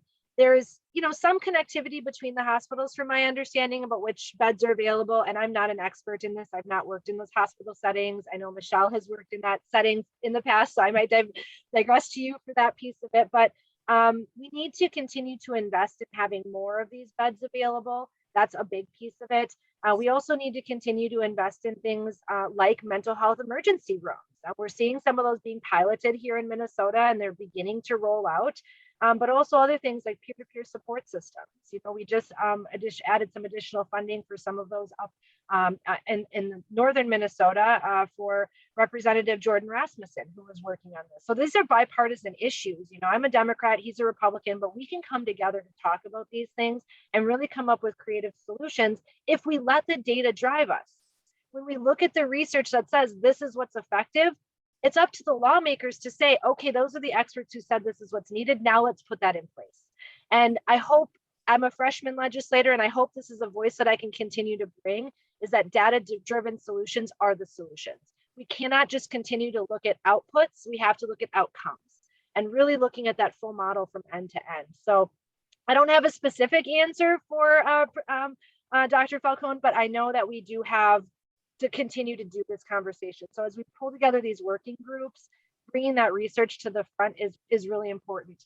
Some of the stuff we're getting out of the new federal laws that have passed with 988 funding and additional mental health crisis intervention money is going to be really important. And so there's a good white paper out here from, I'm just looking at it here on my other screen, the National Association of State Mental Health Program Directors that I would recommend. They have laid out a lot of really great steps about where is that money available? What is the block grant that your county can apply for? So I'll drop that in the chat for folks to take a look at. It's just one of many resources, but that's what I would add to that conversation. Great, thank you. Anybody else want to respond to that question? Okay, so I'm going to bring up a next question that's come up in the chat room, which is, there's a concern about whether or not the mental health aspect of calls can be searchable in RMS systems by having officers use a keyword or some kind of code or something to indicate that mental health was involved in the call. Most packaged RMS systems do not have a way to flag calls for later data searches on mental health. And that's something that we had found in our own research and our own white paper. And so do folks have information that they can share about enhancing the tracking of calls, especially when they come through primarily as a police call? I can speak a little bit from where we are in Massachusetts, and it might be more relevant to hear people that are on the ground there. But we struggled with this when I started in 2003. There was, a very inadequate dispatch system, and have had to upgrade in order to be able to add flags, add notes, and dispatchers in the state here, depending on whatever system they use, they always have a notes field, and folks have been able to put in the notes field, this is a co-response call, don't go without a clinician, or this person, if they have a history of wandering at night, anything that's particular to them that address, not the person, but the address can be helpful for first responding officers. That's my experience. Thanks. Jamie, it looked like you had something you wanted to add. Yeah, it's more of a caution really, is that when we start, there are, one of the benefits of having embedded social workers is that they're able to kind of bridge that gap between because they're all a part of our unit, between kind of the department that they're in and the social work. So like looking to see if we've had multiple contacts and if they're involved in that. And I think that's helpful. A cautionary is that when we start to flag addresses, we start to assist the mindset that that's always a mental health issue, and it is not. One of the disparities that people with mental health and chemical dependency issues have is that they're often not taken seriously when they're reporting other things. And as vulnerable people, they are often involved in crimes against them. They are often assaulted, they are often harmed, and they also have occurring medical problems. And so what we don't want is emergency services saying, oh, it's a person with bipolar disorder, therefore when they're reporting something like a heart attack, well, they must be having anxiety. That would be ineffective. And it also, I don't know that the responding service has a lot of time to review complex notes over a period of multiple calls. That's another cautionary. They might not get that information effectively. And another complication is the fact that when in a highly urban setting, when you give an address like a shelter, you don't know which client you're actually seeing. And that's one of our data tracking points that's a problem, is that when I do see what the transfer addresses are from dispatch, and when I go to congregate settings like shelters or even high rises with multiple residents there, or group residential places or group homes, there's multiple people living in it and they're transitory a lot of times. So we don't always know which client we're talking about here. It could be 10 clients. And so it's really important to keep that in mind, that we are dealing with stigma and people wanting to not deal with the problem in front of them. They want to give it to somebody else to solve. And I think that, if I'm being really frank, I think that's one of the issues with welfare checks, is that people want to be assured of the safety of the person they care about or a person they don't know. And when you've chronically underfunded crisis response teams, social work, mental health, everything upstream, case management, armed services and things like that. And then you fund police departments and public safety departments, and there's 600 officers in the city of St. Paul and 15 crisis workers. I think we're going to see why people are responding the way that they are. You're making great points there. And thank you. Does anybody else want to respond to that? We've got another question. This is I think a real kind of nuts and bolts type question. And Laura might be the right person for this one. How do you handle tying up the 911 line when transferring or conferencing in the caller to a mental health specialist? Did you just add more lines, or is there a way to better disconnect? Sure, I can take a stab at it. I'm not the most technical person on staff here. But the way I do understand it is, once we have that conference with crisis, that when we disconnect, that goes away. So we're not utilizing the lines within our phone system anymore once we've established that initial conference and disconnected. So different phone systems may work different ways. I know depending on if we're transferring, there might be a back trunk line that gets held for a minute, but generally when we're disconnecting, those are disconnecting as well. So hope that kind of answers that question. Right. And I would invite that person who asked the question to reach out to you directly and to maybe, get a little bit more technical information that way as well. Yep. This is great. Okay. A few people in the chat room added some information about various services like Bed Finder or X for All or something like that to find beds in other locations, and said that that's good. People are also talking a little bit in the chat room about the Vitals app, as well as an app called Familiar Faces. Does anybody have any comments about either of those apps? I posted the comment about the Vitals app, and It is a great app, and it communicates a lot of information in a very brief format, and it would ping on an officer's cell phone. One drawback is you have to be within 80 feet of the person who's carrying a small, about a nickel size or quarter size communication device that triggers the ping. So you have to be within 80 feet of that person. It seems to go through some walls okay. The other issue is cost. The cost is determined by the size of peace officers in each jurisdiction. So the folks at the Vitals app, though, are really helpful. I would recommend, if you're interested, giving them a call, sending them an email. They're very personable and help you through all your questions. So I'm testing it in Sherburne County yet. We have not utilized it here, but I know they've used it in St. Cloud.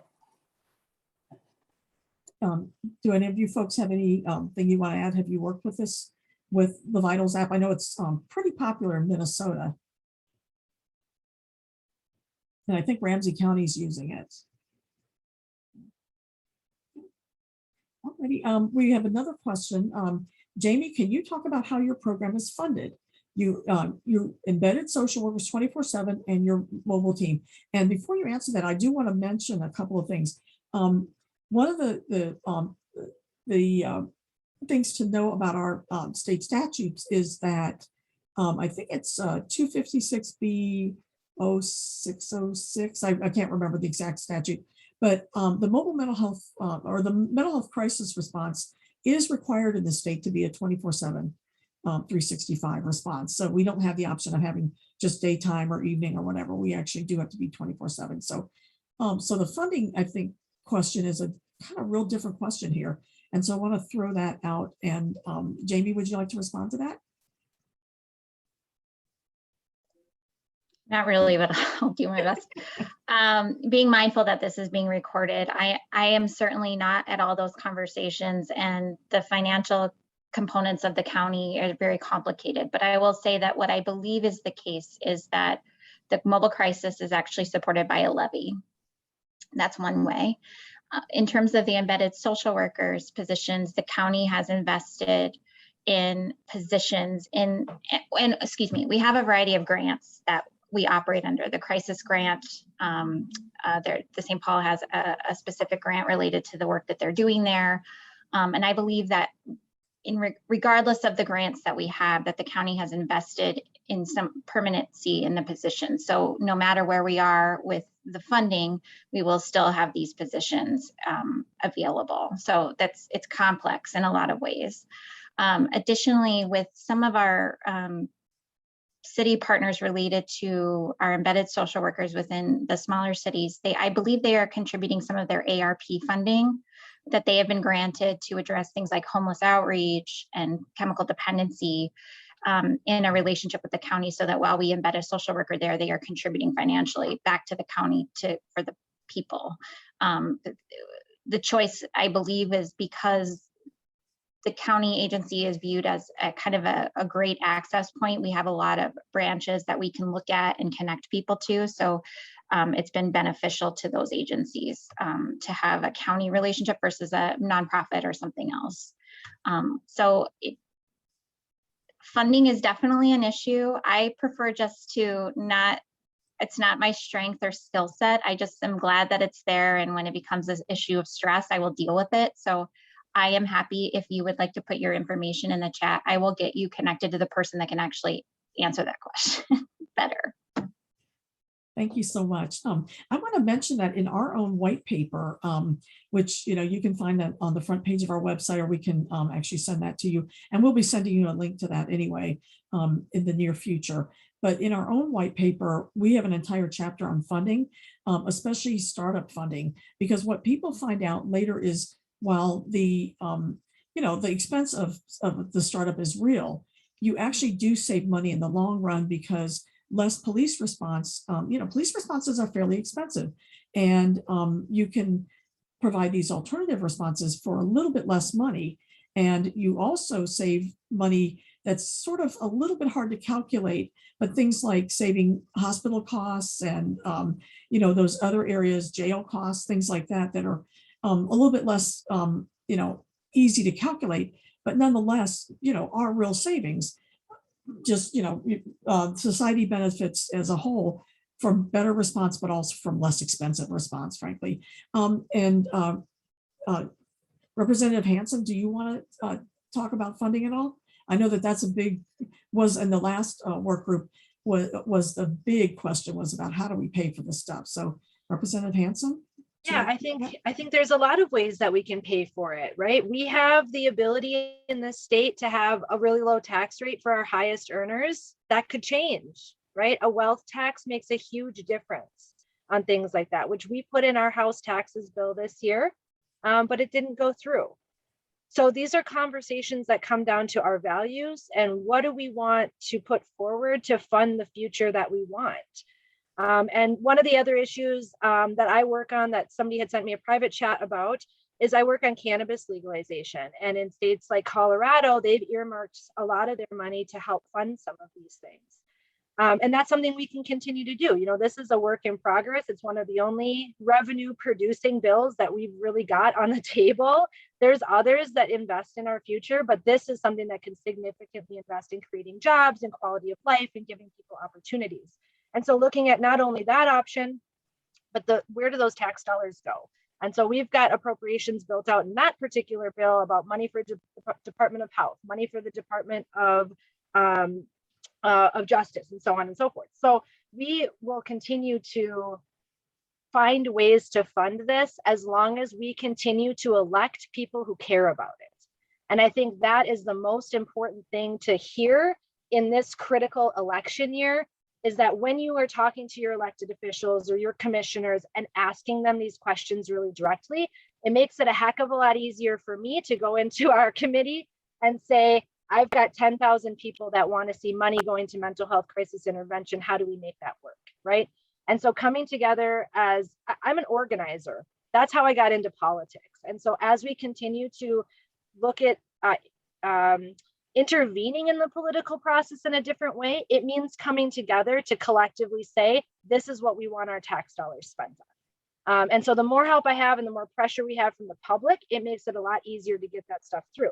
Now, I will say our human services bill this year was revolutionary. I mean, it changed how we invest in our local human services fields, but it still doesn't go far enough because we still don't have enough beds.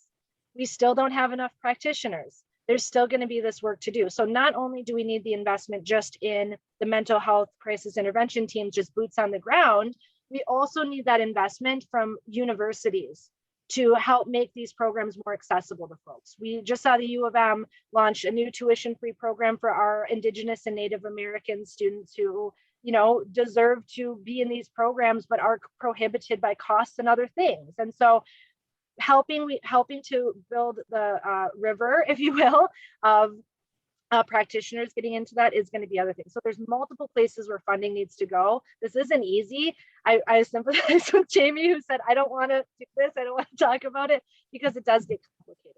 But the most important thing is talking to your elected officials, contacting me with your bright ideas, because let's hash that out, and coming together to apply that pressure to our electeds to make sure we're getting the funding. Right. We've got a couple other questions in the chat. One is more by way of a comment from Bill, who's actually on our mental health work group. And he's talking about how other states have county appointed mental health boards that are responsible for assessing needs and setting the needed tax levies for supporting the mental health system, including mobile mental health crisis response. And he says that Minnesota does not have that, and we underfund because of that, in his opinion. In other words, other places are doing this stuff. And I don't know, for example, Nancy or Sarah, if this is what's going on in your states, but the idea of having, mental health boards in each county that can contribute to the needed tax levies, that can make sure that they're setting the needed tax levies for mental health crisis response seems an intriguing approach to funding this work. What do you think? Well, that is the first I've heard of that, but that's very interesting. But we know, as far as I know, we don't have anything like that here in our area. So then how are you funded? We are funded through a contract with the state to provide these services, and it's through general revenue. There are times that we can bill for services, but that's not very often. Most of our services are considered general revenue. In other words, they come from the tax dollars in the state.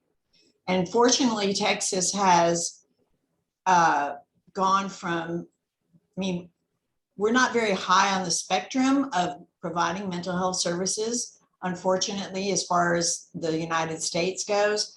But they have, over the past 10 years, put a lot more money into mental health versus 10 or 15 years ago. So that's enabled us to purchase local beds at inpatient hospitals that are closer to us, because our state hospital system has basically become a competency restoration and forensic type of setup.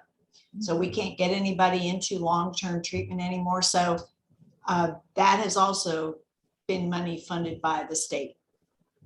Thank you. Thank you. Sarah, do you have anything you want to add to that?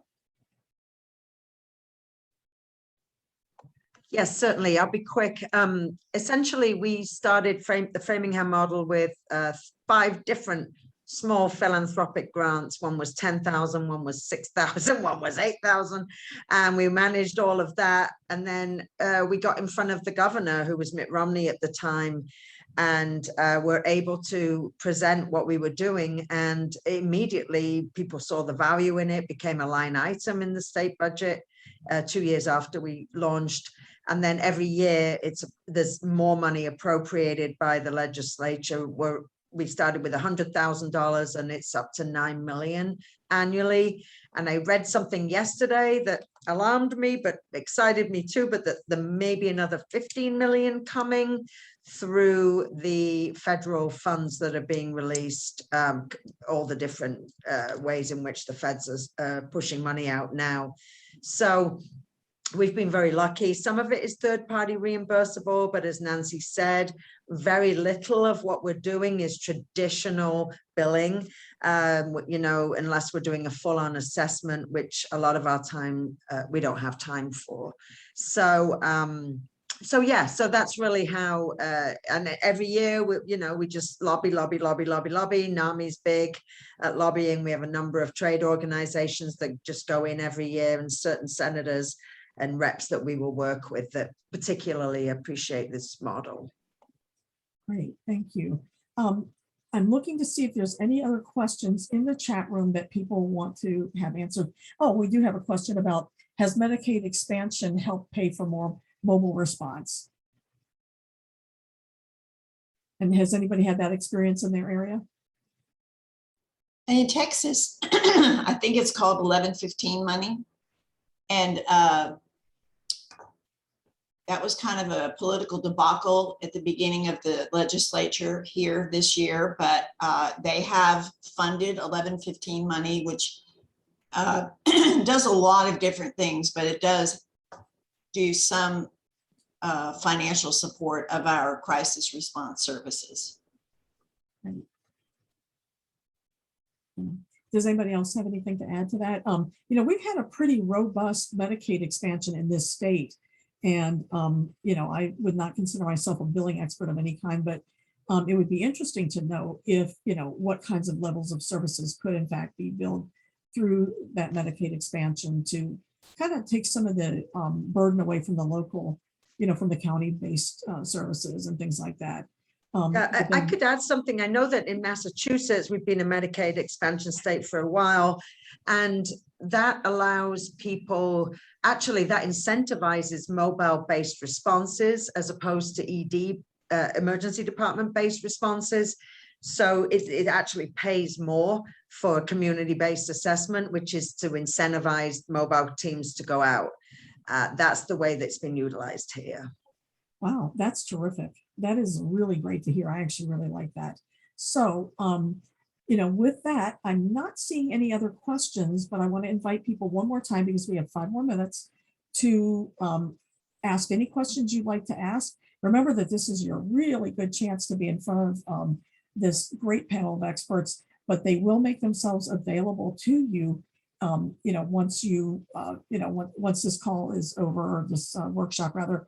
I will be sending out their contact information for you so that you can have access to these folks and get your nuts and bolts questions answered. And I'll also make sure that you get access to the link to the recording and to other information as well. And I'll harvest some information out of the chat and so forth, so that everybody gets the information that you need.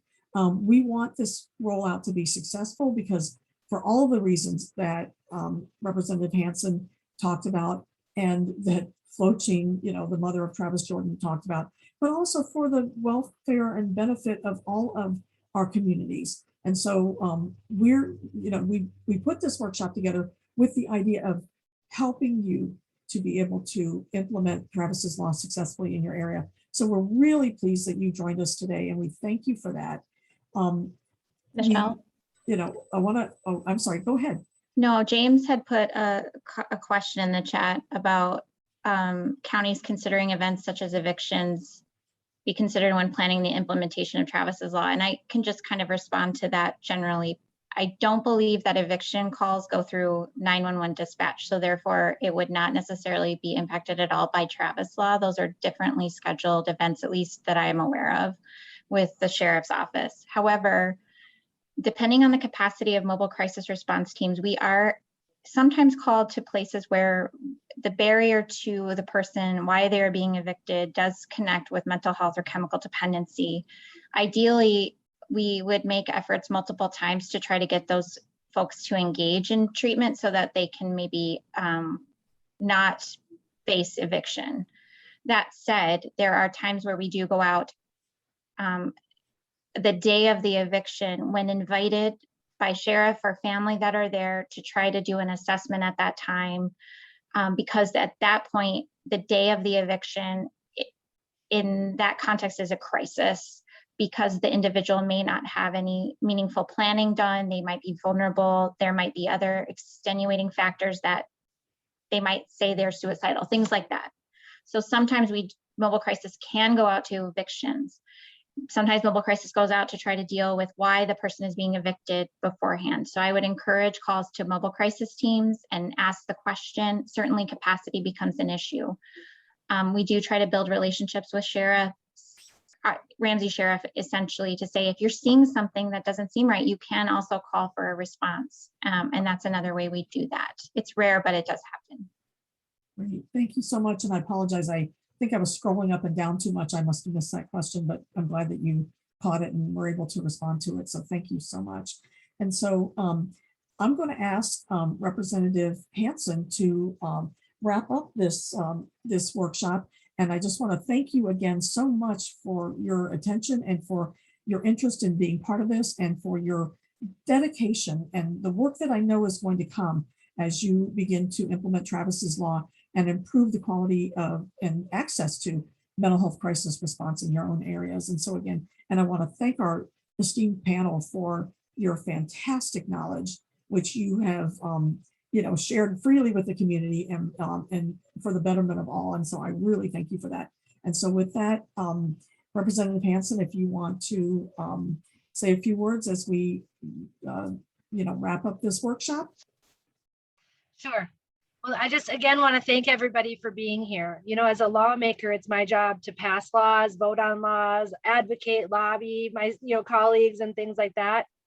But I think that we should call on our government to do more. We should expect our elected officials to engage with us to make these changes we want to see in our communities. And so I just thank you for having me here, letting me share this space with you, and look forward to the future. Together, we can create the best mental health crisis intervention program in the nation, and we can learn from the states that are doing it, like Texas and Massachusetts and so many other states that are doing fantastic things. And we have what it takes. People come here from around the country to take advantage of our medical system here because we have some of the best in the world. That's why Travis came here. He knew that Minnesota was a place that could provide him the care he needed for his brain injury. And then we let him down. And we don't need to do that again. we can save people's lives and we can continue to be consistently improving and holding our electeds accountable for delivering on the change that we want to see. You know, we have to find a balance between living in the world as it is and creating the world that we want. And that's what we're doing right here, right now. So thank you for committing to this work. Thank you for staying dedicated. Thank you for staying in this. There's a lot of work ahead, but we're in this together and I know we can do it. So thank you again for your time. And I hope everyone has a great Thursday. Thank you all. We're going to end this workshop now, but we will be following up with you by email shortly. Thanks again for being here. Thank you, Bye-bye. everyone. Thank you. Bye-bye. Bye-bye. Thank you.